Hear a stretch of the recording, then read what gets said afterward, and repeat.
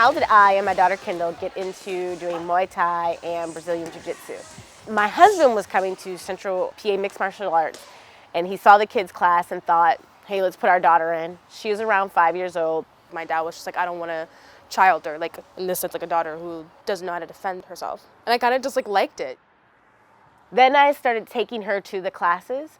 After her class was a women's kickboxing class. I probably watched, I won't lie, I probably watched for a good 2 years before I actually said, I'm gonna try this. You know, we live in Central PA, and as an African-American woman in Central PA, sometimes I don't feel safe. And so if I'm driving from here to Pittsburgh or here to, you know, going to Baltimore or something, and it's just, especially if it's just me and my daughter, like I feel like I need to know how to take care of us if something happens. I believe that it is bringing a level of giving her confidence. It may or may not be at full fruition right now. I mean, but I think that's what happens with young people anyway. Like everything you teach them, you know, you hope it's sinking in. Even when my confidence was kind of faltered, like being a teenager and a preteen and started like figuring that out, it still was kind of like a, hey, you got, like, this is what you do. Like, that's a flex. I just feel like it really helped us as a family kind of like help each other get better, but also at the same time go closer because we have this one thing that we all like. There are times she'll come in, she's gonna hug me, she's not really gonna hug me, she's actually really going to, you know, try and get on top of me and choke me. But then like, we'll start to laugh, and then, you know, we'll like roll on the couch and then hit the floor and roll over. My husband will just step over us and keep walking, like it's just, or he'll start coaching us. And so yeah, just, it makes it fun.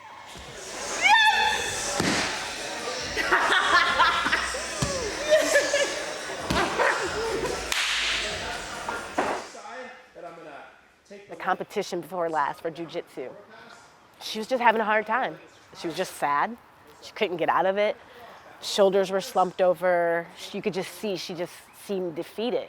And I was trying to help her, but you know, the whole mom and daughter thing can sometimes get in the way of there. And actually, Coach Elise, who's here, she stopped and turned around and came back and just stood in front of Kendall and started to talk to her. And I told her, I said, you have to keep your chin up and your shoulders back, and you have to smile, and you have to walk out there like you own the world. And I said, if you believe you own the world, so will everybody else.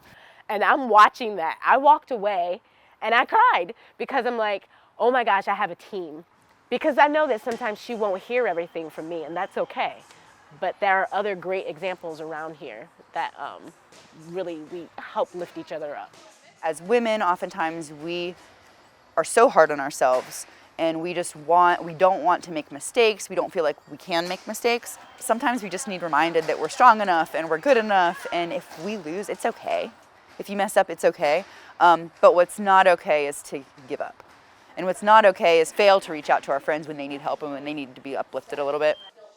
I've seen so many of those moments with Kendall and Kristen, and just as I've offered those moments to them, I've seen them go in to their training partners here and colleagues and kind of offer up the same advice to other women. So I get this from my mother. I'm always considered the mom friend, but always the violent mom friend.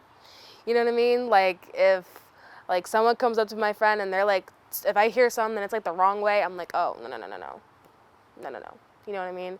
And I'm always very protective over my friends because I know I will be able to protect them. And I feel like, not that they're my responsibility, but like I said before, like they're my pack. They're my like, they're my children.